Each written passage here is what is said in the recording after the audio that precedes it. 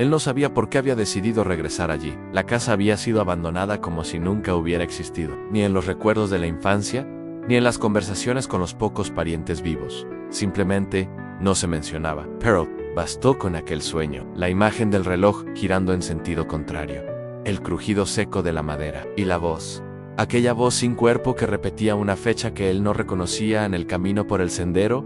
Era extraño. La maleza parecía más alta de lo que recordaba. La vegetación parecía evitar el espacio alrededor de la casa, como si ese lugar estuviera contaminado. Cuando finalmente llegó a la puerta, el tiempo pareció detenerse.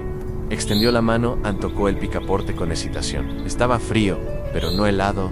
Giró con facilidad. La puerta se abrió con un crujido seco, como si suspirara tras esperar demasiado en el aire.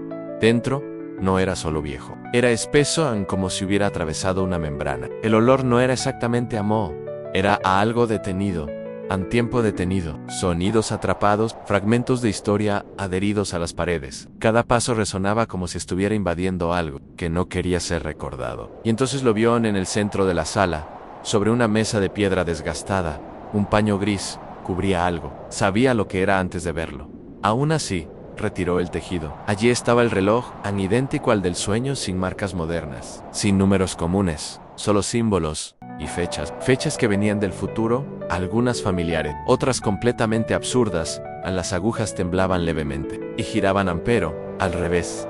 No marcaban el tiempo, lo robaban debajo del cristal. Había un nombre grabado, el suyo, letra por letra, sin error, con la misma caligrafía que usaba desde la infancia. Era imposible, pero real. El peso de aquello lo hizo retroceder. Pisó algo en el suelo. Era una fotografía quemada por los bordes, pero nítida en el centro. Él estaba allí, junto a una mujer, y detrás de ellos, el mismo reloj. Solo que en esa imagen, las agujas estaban inmóviles. Marcaban una fecha exacta, la misma del sueño. El corazón latía con más fuerza. No recordaba a aquella mujer, aquella casa. Pero allí estaba en imagen congelada. Una evidencia que no tenía sentido. Cerca de la mesa, en el suelo, había un cuaderno. Cuero oscurecido por el tiempo. Al tocar la cubierta, sintió un escalofrío subir por su espalda, como si el objeto mismo lo rechazara. Poro lo abrió en la primera página. Una frase suelta en sí. ¿Estás leyendo esto? El tiempo ya ha comenzado a corregirse. La caligrafía era antigua, pero viva. Las páginas siguientes contenían nombres, lugares, fechas, todos tachados, como una lista de ejecuciones. Junto a cada nombre, el mismo símbolo que estaba grabado en el cristal del reloj, y entonces vio su propio nombre, el único, sin tachar. La única entrada abierta en la puerta tras él se cerró. El sonido fue suave, pero definitivo. Cuando se volvió, ya no había puerta, solo pared. Intentó correr hacia la ventana, pero el vidrio era demasiado denso, como si fuera de líquido espeso. No cedía al tacto, no se rompía, solo se ondulaba, devolviendo su imagen en reflejos distorsionados. Toda la sala parecía respirar, no como un lugar, sino como un cuerpo. Algo se movió en la sombra. Pero no era una persona, era la ausencia de una... como si el tiempo mismo tuviera forma y estuviera despertando. Intentó gritar. Nada salió en el reloj. Emitió un sonido seco. Las agujas se detuvieron, y por un instante, todo se congeló. En la última página del cuaderno, una nueva anotación apareció, como si se estuviera escribiendo en ese momento: no fuiste el primero, pero puede ser el último. Sintió las manos hormiguear, el cuerpo temblaba como si estuviera fuera de sincronía con el lugar. El reloj comenzó a girar, hacia adelante, luego hacia atrás. Luego en todas direcciones, las fechas se mezclaban. Algunas parpadeaban en rojo, otras desaparecían, hasta que solo quedó una. A la misma fecha del sueño, se acercó. Las manos temblaban, pero el reloj se detuvo en silencio. Una palabra surgió dentro del cristal, como si estuviera grabada a fuego desde dentro. Una palabra antigua, que nunca había, pero que entendió inmediatamente Anazazel. Al pronunciar ese nombre en pensamiento, todo a su alrededor se movió, como si el nombre mismo fuera una llave. El suelo se agrietó en silencio. La luz cambió de color, y una voz resonó dentro de él. No vino de él, vino desde dentro, a la misma voz del sueño, diciendo que el tiempo había sido violado, que la línea que conocemos era solo una capa, y que existían otras superpuestas, ocultas, creadas, y que una de ellas debía borrarse para restaurar el equilibrio. Pero ¿quién decidiría qué tiempo debía sobrevivir? No quería escuchar más, pero ya era tarde. El reloj volvió a marcar y marcaba una sola cosa en la cuenta hacia el fin o el comienzo. El desierto no había sido él mismo desde hacía días. Las estrellas cambiaban de lugar. Los vientos, que antes venían del sur, ahora llegaban del este, trayendo un calor distinto, más pesado. El anciano llamaba esto un presagio, pero el joven pastor sentía que era algo más, como si el cielo intentara advertir que algo estaba a punto de romperse, y no había nadie cerca para escuchar. Nadie, excepto él, en una mañana sin nubes, despertó con la sensación de ser observado. No había huellas, ni sombra, ni sonido, solo la presencia en un silencio más denso que lo habitual. La arena a su alrededor parecía congelada. A pesar del calor, las ovejas estaban acostadas, quietas, mirando todas en la misma dirección. Un punto en el horizonte donde el sol caía directo sobre una piedra que nunca había estado allí, antes encaminó hacia ella con pasos desconfiados. No era una roca común, era lisa, negra, como pulida por manos humanas. Pero allí, tan lejos de todo, eso era imposible. En el centro, una marca que se movía levemente. Un símbolo hecho de luz. Su forma parecía cambiar cada vez que intentaba enfocarlo. Sintió deseos de arrodillarse, no por mí, sino porque algo dentro de él decía que era la única forma de ver lo que vendría Nish.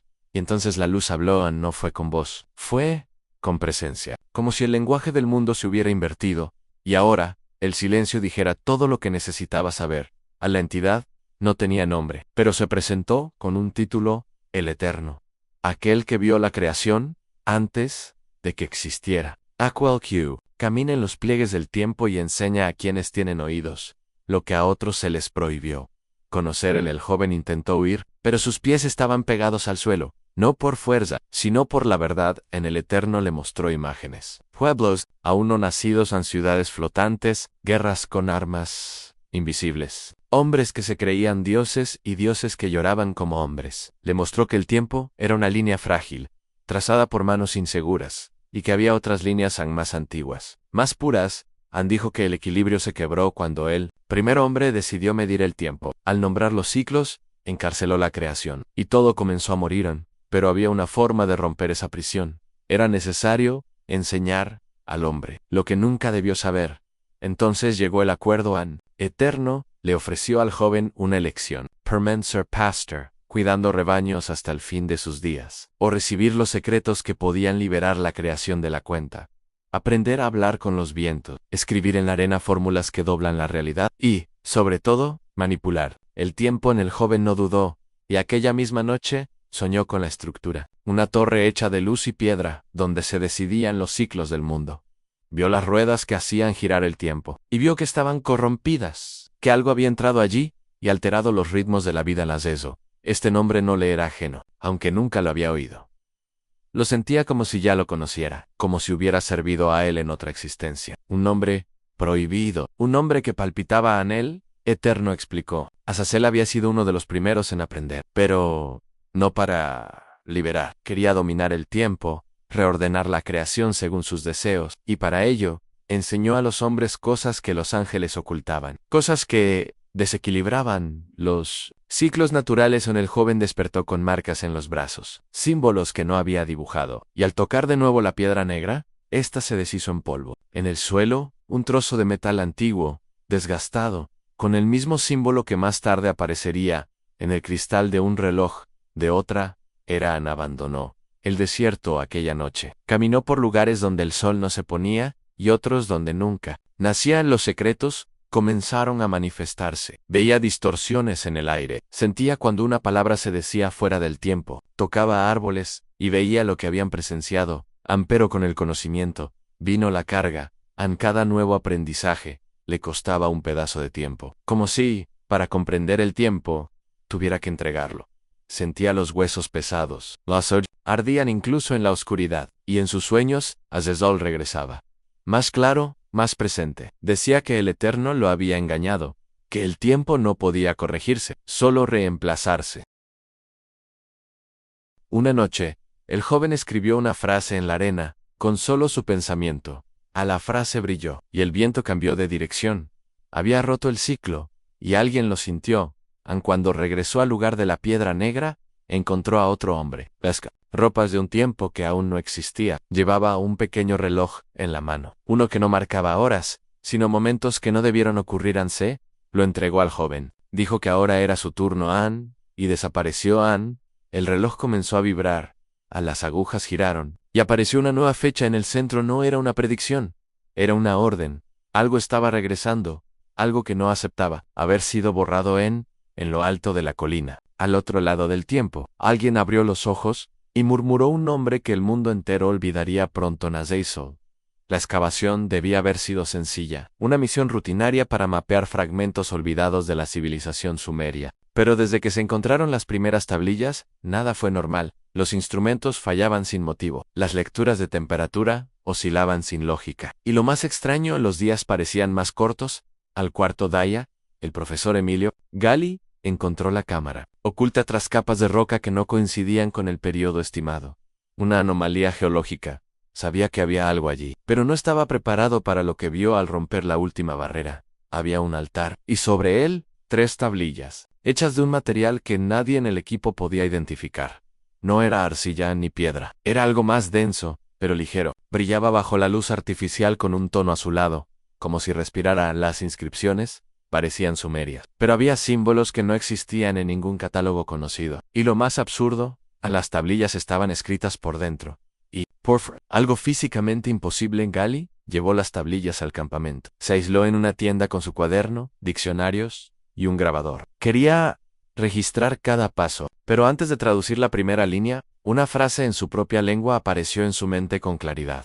A la lectura tiene un precio. Intentó ignorarlo. Lo atribuyó al cansancio, pero al tocar la primera tablilla, un sonido agudo explotó. En su cabeza estática viva, y la imagen de un reloj girando al revés atravesó su mente como una cuchilla. Cayó. Cuando abrió los ojos, ya era de noche. Estaba tendido fuera de la tienda, cubierto de polvo, la tablilla aún en su mano, en su brazo, marcaos como quemaduraos, formando símbolos que nunca había visto, pero que reconocían al leer la primera línea. Una fecha saltó ante sus ojos, a la fecha del terremoto que destruyó Eridu, siglos antes de que ningún registro histórico lo admitiera. En la segunda tablilla. Otra fecha. La explosión de una montaña que lanzó ceniza sobre la mitad de Asia -M8, antes de lo que la ciencia aceptaba. En la tercera. Una frase simple: el tiempo fue doblado. Y ahora, Sangran Gali comenzó a sospechar. No eran registros arqueológicos, era una predicción escrita antes de que los eventos ocurrieran. Como si alguien hubiera regresado al pasado con el mapa del futuro.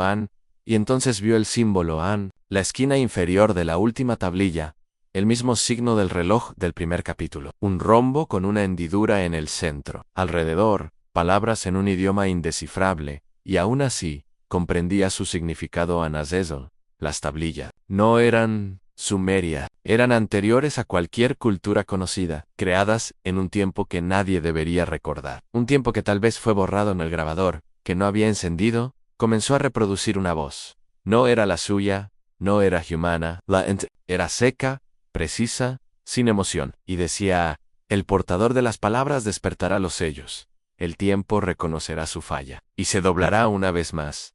Gali comenzó a sudar. Las paredes de la tienda parecían encogerse. Tomó las tablillas y corrió hacia la oscuridad del desierto. Debía enterrarlas, esconderlas de nuevo. Pero donde quiera que miraba, veía los mismos símbolos en las piedras, en las nubes, en las estrellas. No había despertado algo, él había sido despertado por aquello. Y ahora, aquello sabía quién era. A la mañana siguiente, el equipo encontró el campamento vacío, sin rastro del profesor. Solo las tablillas apiladas sobre la mesa, y una frase garabateada con sangre en la lona: no permitan que el tiempo recuerde. En las semanas siguientes, otras excavaciones en el mundo reportaron eventos: tablillas con inscripciones imposibles, relojes rotos que volvían a funcionar, niños que dibujaban el símbolo sin haberlo visto. Y en cada aparición, una constante: alguien desaparecía. En el sótano de una universidad olvidada en Alemania Oriental, un estudiante encontró un documento antiguo escondido en un libro sobre física cuántica. El papel decía: los errores en el tiempo no pueden corregirse, solo repetirse. La llave ha sido activada. Y la máquina se prepara no. Vinieron a enseñar, vinieron a corregir. La verdad nunca dicha es que los llamados ángeles caídos no cayeron, descendieron. No por orgullo, sino por elección. Y entre todos, un hombre destacó con más fuerza: Nazeisol. Los registros fueron distorsionados. Se les pintó como entidades corrompidas por la lujuria, por la ambición. Pero la primera ruptura no vino por deseo carnal, vino por desacuerdo. No aceptaron que el tiempo fuera un riel único, rígido, impuesto. Creían que el tiempo debía ser maleable, libre, y que el hombre necesitaba saberlo.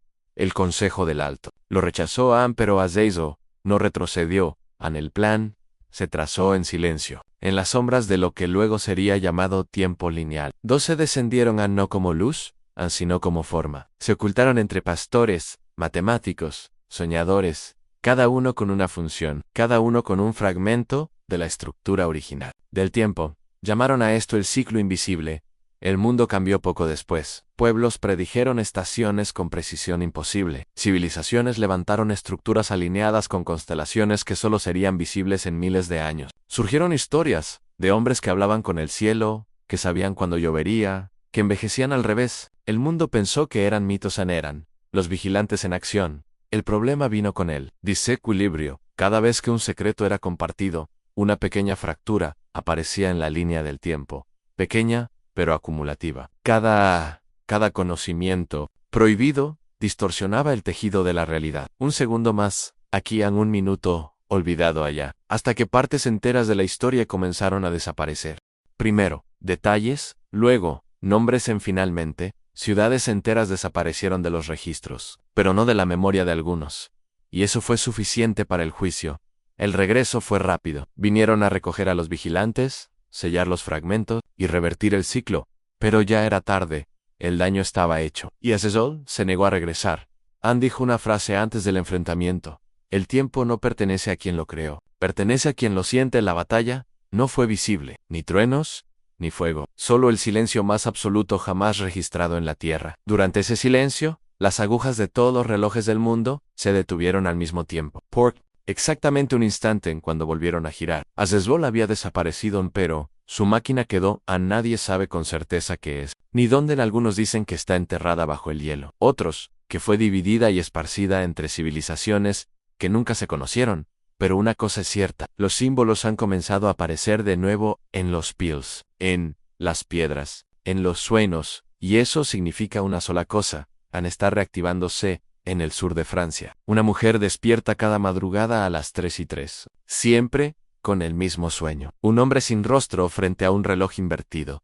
En el sueño, no habla, solo señala una fecha grabada en fuego, siempre la misma en una celda subterránea del Vaticano. Un sacerdote, anciano, scribe, a mano una carta sellada con cera negra.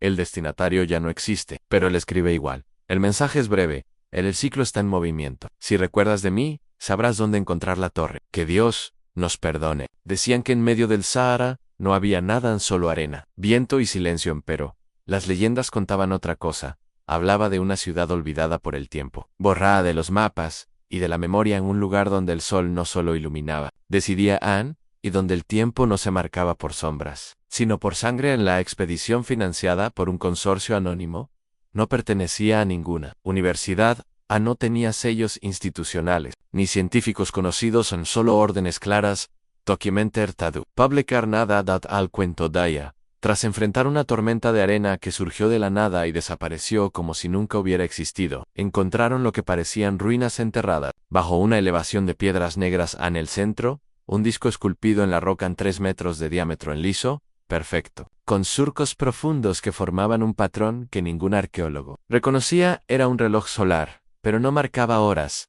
proyectaba símbolos. Cada símbolo se movía con el sol, como si obedeciera una mecánica viva. No había números, ni divisiones comprensibles, había formas en rostros distorsionados, hoyos abiertos, espirales cruzadas por trazos como cicatrices. El primer daya, uno de los asistentes, al limpiar la superficie, se cortó el dedo. La sangre cayó al centro del disco y algo se activó. Los símbolos giraron solos. Sonido agudo vibró en el aire, y la sombra del reloj proyectó en la arena la imagen de un rostro que nadie podía describir, porque nadie podía recordar. Fue entonces cuando uno de los guías locales, hasta entonces callado, dijo la palabra que cambió el rumbo de la misión. Azeizo. Al día siguiente, el reloj amaneció con nuevos símbolos en el borde exterior. Nadie los había tallado. Simplemente estaban allí. Los científicos intentaron registrar el fenómeno AN2, pero los equipos fallaban. Las fotos salían en blanco, en los videos se corrompían. Con cada gota de sangre ofrecida al disco, se activaba una nueva secuencia AND con más imágenes, más sonidos y instrucciones AND, pero no instrucciones para construir algo. Eran fragmentos de algo que ya existía en códigos, en fórmulas, fechas, futuras, mapas celestes, imposibles, y todos llevaban al mismo símbolo al final, el que ahora aparecía en los sueños de todo el equipo, el mismo de los textos prohibidos, el símbolo que giraba dentro del reloj de cristal del primer capítulo. Las noches se volvieron pesadas, a los sueños, repetitivos en la misma torre, el mismo eco, los mismos ojos en la oscuridad. A nadie dormía más de 2 horas seguidas. Los relojes de pulso atrasaban o adelantaban sin patrón. Las sombras parecían moverse fuera de hora, hasta que uno de ellos, el más escéptico, intentó romper el disco. Usó un martillo de acero. El impacto fue seco, pero el sonido que siguió no fue de piedra, fue de carne desgarrándose. El hombre cayó de rodillas en su rostro arrugado, de repente como si hubiera envejecido. Décadas en segundos, sin heridas visibles, muerto en silencio. La sangre fluyó al centro de la piedra. El disco giró solo, una última vez, y se detuvo. En la cima, ahora claramente visible, estaba el nombre Anna Cesol. En la sala de conservación de un museo en Roma, una niña visita una exposición sobre civilizaciones perdidas, sin entender por qué. Toca el vidrio de una vitrina y comienza a dibujar con el dedo el mismo símbolo del reloj solar. La madre le retira la mano. Ella solo sonríe. Yo recuerdo, en la cima del monte Kailas, un monje reaparece tras décadas desaparecido. Han aparecido de la nada, sin rastros. Lleva en sus manos un reloj hecho de huesos y hilos dorados. Con voz débil mira al cielo cubierto de nubes y susurra: la máquina está casi completa, Annie. Luego desmaya. La caverna apareció donde ninguna debería existir, en la cordillera de Alborz, donde las montañas tragan su propia luz. Un deslizamiento reveló una abertura estrecha. No constaba en levantamientos. Ningún satélite la había detectado. Pero alguien la esperaba. Científico iraní fue el primero en entrar. Formaba parte de un grupo que monitoreaba anomalías magnéticas en la región, a niveles de radiación extrañamente bajos. Son patrones geomagnéticos que parecían dibujar círculos bajo la nieve, pero al cruzar la entrada, sintió que el aire cambiaba no en temperatura, sino en tiempo dentro. El sonido era amortiguado, como si cada paso resonara una fracción de segundo antes de darse. En el centro, una roca en forma de altar. Sobre ella, una caja de cobre oxidado con entalles profundos, sin cerradura. Sin sello. La tapa se abrió sola cuando extendió la mano dentro, protegido por capas de tejido animal. Estaba lo que parecía un manuscrito antiguo escrito, a mano, con tinta ennegrecida por el tiempo, sobre un material que no era papel ni pergamino. En las páginas estaban tibias al tacto, y vibraban levemente. El título no dejaba dudas. Enoch. Pero no era el libro que todos conocían. No era el apócrifo citado en Registros Religiosos, era otro más antiguo, más directo, más peligroso. Al abrir la primera página, no leyó. Vio imágenes. Surgieron en su mente con claridad. Brutal estructuras flotantes en caminos de luz, entre las estrellas. Seres de forma variable, transmitiendo fórmulas para manipular frecuencia y tiempo, y, sobre todo, un nombre que se repetía en cada página. Anna Cesol, no como villano, sino como protagonista. El manuscrito era un registro de los encuentros entre Enoch y los que vinieron del tiempo exterior. Narraba que los vigilantes no fueron expulsados, descendieron por elección. Anna Cesol fue el único que permaneció tras el cierre de la primera curva temporal. Enoch escribió que el tiempo no es una línea, es una espiral, y en cada vuelta, algo se pierde, algo se reescribe. Pero el nombre de Cesol siempre regresa. El manuscrito contenía instrucciones fórmulas matemáticas con símbolos mezclados con palabras sagradas, mezclas de lenguas en hebreo, arameo, acadio, pero con inflexiones que no pertenecen a ningún idioma conocido. Aún así, acute, él comprendía, en la última parte, una advertencia, una secuencia de pasos para activar el despertar del centro, un proceso para doblar el tiempo alrededor de un punto fijo y reescribir lo que fue borrado. El científico anotó las instrucciones en 3 noches después, en el desierto de Dashkovir. Montó la estructura según el manuscrito en cristales alineados en metales, enterrados en posiciones específicas, en palabras susurradas en un ritmo que no sabía conocer al pronunciar la última sílaba. El suelo tembló, no un terremoto, una ondulación como Si el tiempo hubiera respirado durante 3 minutos, el cielo se oscureció sin nubes, sin noche. Él vio la torre An, la misma de todos los sueños, el reloj, con 1000 caras, el espejo que reflejaba versiones de sí mismo, en distintas edades. En el centro. Azazol, sin rostro, sin cuerpo, pero presente, y la voz no fue oída, fue sentida. La sangre. Aún hay tiempo para deshacer el tiempo en los subterráneos de una biblioteca oculta en Cracovia. Un códice de origen desconocido comienza a brillar en tono ámbar por primera vez en siglos. Una página se vira sola en ella. El mismo del reloj, ni 3 palabras en latín. Tempus fractum. El tiempo fue quebrado en el laboratorio de partículas de Suiza. Una máquina silenciosa llamada Proyecto Janos emite una vibración anormal en el campo. Alrededor de la cámara se doblan las agujas del reloj digital, comienzan a retroceder del otro lado del blindaje. Una voz es grabada en una frecuencia imposible de captar por micrófonos comunes. Dice, Enoch, falló ahora. Es su turno. En la sala no estaba en el mapa oficial del Vaticano ni en los archivos subterráneos, accesibles solo a cardenales con niveles especiales. Existía bajo la cripta de una basílica menor, donde nadie más rezaba, donde los campanarios nunca volvieron a sonar. La llave era una combinación de fechas olvidadas. El acceso solo era posible cuando 2 relojes antiguos, uno en Roma y otro en Jerusalén, marcaban la misma secuencia, invertida una vez al año, por solo unos segundos. Esto ocurría fue en ese instante que el padre Albon entró. El pasillo era húmedo, silencioso, pero vivo. En las paredes parecían palpitar bajo la luz titilante de la linterna. No había cruces, no había santos, solo espejos negros en los laterales, cubiertos por símbolos rayados con algo que parecía hollín o sangre seca al final del pasillo. La puerta de hierro envejecido con un sello que mezclaba alfabeto hebreo con geometría sagrada en el centro. Un nombre emborrado pero aún legible, Al-Azazel. Al empujar la puerta, Alban sintió el peso de lo que estaba a punto de reencontrar. No era la primera vez que bajaba allí, pero esta vez sería la última. La máquina estaba intacta, del tamaño de un piano, hecha de piezas que no pertenecen a un tiempo específico, tubos de cobre, engranajes en espiral, hilos entrelazados en patrones orgánicos, en el núcleo. Un cristal que pulsaba lentamente, como un corazón mecánico. No hacía ruido, no temblaba, pero todo a su alrededor parecía doblarse levemente, como si la gravedad misma se inclinara ante ella.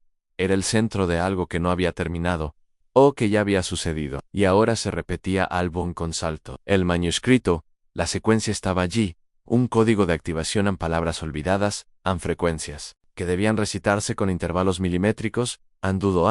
Sabía lo que vendría la última vez que la máquina se activó. Parte del tiempo alrededor de la sala desapareció. Por exactos 13 segundos en relojes, se rompieron, grabaciones, se corrompieron, y una voz, nunca antes oída, dijo su nombre en 5 idiomas que no comprendía ahora. Debía activarla por completo, porque las señales se acumulaban en niños naciendo con la marca en relojes, deteniéndose a medianoche en informes secretos de la NASA sobre sombras en satélites, donde no había objetos cartas anónimas, a instituciones científicas, con fórmulas que desafiaban la relatividad. Todo llevaba a la máquina, y la máquina llevaba a Azazel. Al iniciar la secuencia, el cristal brilló en ámbar. Los engranajes giraron en sentidos opuestos y el aire se volvió más denso, no por falta de oxígeno, sino por exceso de tiempo dentro de la sala, y él lo sentía pasar a través de sí. Imágenes invadieron su mente en línea, temporales superpuestas en eventos, repitiéndose con pequeñas variaciones, ciudades que nunca existieron surgiendo y desapareciendo como espejismos, y en el centro de todo, un rostro. Era el suyo, pero más viejo, o más joven, no, diferente, otra versión, otro ciclo. Entonces, la máquina habló no con voz o con decisión. Elige el ciclo que permanecerá. Intentó entender lo que eso significaba. La máquina mostraba posibilidades. Cada línea de tiempo traía consecuencias. Salvar a un niño significaba condenar un país. Evitar una guerra significaba borrar el nacimiento de alguien esencial. Era un juego que no podía ganarse porque toda elección era una pérdida, y sobre todas las líneas, observando cada curva del tiempo como quien lee un libro ya escrito, estaba el Azazel, en un instituto de física en Noruega, una partícula imposible de replicar, aparece dentro de un cilindro sellado. Hace meses vibra al ritmo de un reloj, pero gira hacia atrás, bajo el microscopio. Forma un símbolo, el mismo de todas las apariciones, tras la activación. El padre Albón desaparece pero deja un mensaje escrito en el vidrio, empañado de la cámara de observación, una sola frase, repetida en varios idiomas. El tiempo es una ilusión, creada por algo que quiere seguir oculto. Él creyó que estaba leyendo la historia, pero la historia lo estaba escribiendo a él al principio. Parecía solo un texto antiguo, una secuencia de descubrimientos, manuscritos, símbolos, pero algo comenzó a cambiar. Las palabras no estaban solo, en la pantalla estaban en su memoria como si siempre hubieran estado allí. Empezó a notar pequeños ruidos, en los momentos en que leían relojes analógicos, oscilaban a luz. Del monitor pulsaba, sin razón en una noche. Se fue la energía, pero el computador permaneció encendido. Era como si algo quisiera que continuara anoche, como si aquello solo existiera mientras fuera leído. Luego vino el primer reflejo extraño en el espejo del pasillo. Por un segundo, vio una versión de sí mismo más vieja, o más cansada, no más repetida, a la noche siguiente. Las páginas comenzaron a cambiar en párrafos, desaparecían otros surgían de la nada y una nueva frase apareció en negrita en letras firmes, como grabadas a mano ¿ya pasaste por esto? Antes, intentó ignorar, pero al releer el inicio, algo era diferente. El primer capítulo no era el mismo. Tenía frases que no recordaba haber escrito. No leído. Comenzó a tomar notas. Comparó capturas de pantalla. Ali estaba. Las palabras cambiaban solas. Cada vez que dudaba al tercer día, su voz resonó antes de hablar al cuarto. Los archivos de su computador se duplicaron. Con nombres que no había usado. Con fechas que aún no llegaban. Pero lo más aterrador fue cuando notó que el nombre Azazel aparecía en los metadatos de los archivos, incluso en los que nunca guardó. Fue entonces que entendió la historia no era sobre Azazel, era escrita por él, todas las líneas, todos los ciclos, cada fragmento de verdad, diluido entre páginas y símbolos, era un intento de reconexión. Azazel no quería ser recordado, quería ser continuado. La máquina era la lectura, el reloj era la atención el activador, era el lector. El tiempo solo podía rehacerse por quien lo aceptara como fluido, por quien leyera hasta el final. Y ahora, frente a la última línea, entendió que ya había estado allí, antes incontables veces cada una con pequeñas diferencias, un detalle, una palabra, un momento, pero el final era siempre el mismo la pantalla parpadea las letras desaparecen por segundos, y regresan con una sola pregunta, ¿quieres continuar? El cursor parpadea pero no en la esquina de la pantalla, parpadea dentro del espejo, frente a él, y una nueva línea comienza a escribirse sola, reflejada solo en el vidrio. La próxima historia. Será la tuya.